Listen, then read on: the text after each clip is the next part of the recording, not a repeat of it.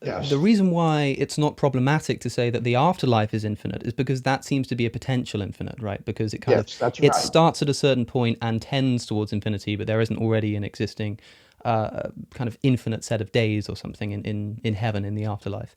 The problem Right. I see is reconciling that with what you've just said, which is that God exists not kind of infinitely for an infinite amount of time, but outside of time itself.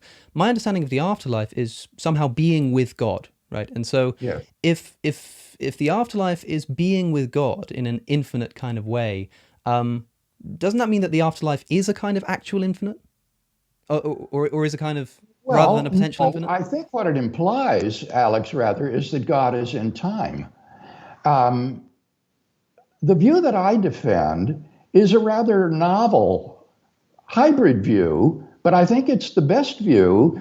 And that is that when God creates time, he enters into time in virtue of his real causal relationship with temporal changing things, and in virtue of his knowledge of tensed facts, like what time it is now. So, on the view I defend, God is timeless, sans creation, but in time from creation going forward on into the afterlife. Sure, and it's important that you say sans creation rather than before creation because that doesn't make much sense. Exactly, It's like talking about exactly. before the Big Bang or something like that. As No, that would who be a was it that contradiction. said that that's like asking what's north of the North Pole, right? It's a contradictory notion.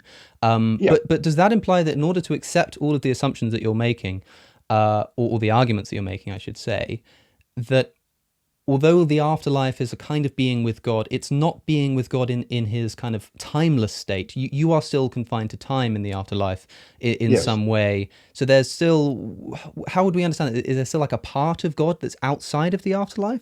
No, no, I don't think so. I think God enters into time. He takes on a temporal mode of existence at the creation of the world. So that when God creates the first moment of time, he enters into time and thereafter has a temporal mode of existence. So I think God exists right now. I think that in the incarnation, God entered into human history in the person of Christ, and that in the afterlife, we will enjoy what the Bible calls everlasting Right. life with God and with his son, Jesus Christ. Which implies potential infinity because everlasting is Yes, a kind of ongoing process. So that's right. does that mean that when we say God is timeless, as I've heard you say a number of times, we kind of Hmm. mean that he was timeless, a part of him is timeless, but now is a temporal being, something like that?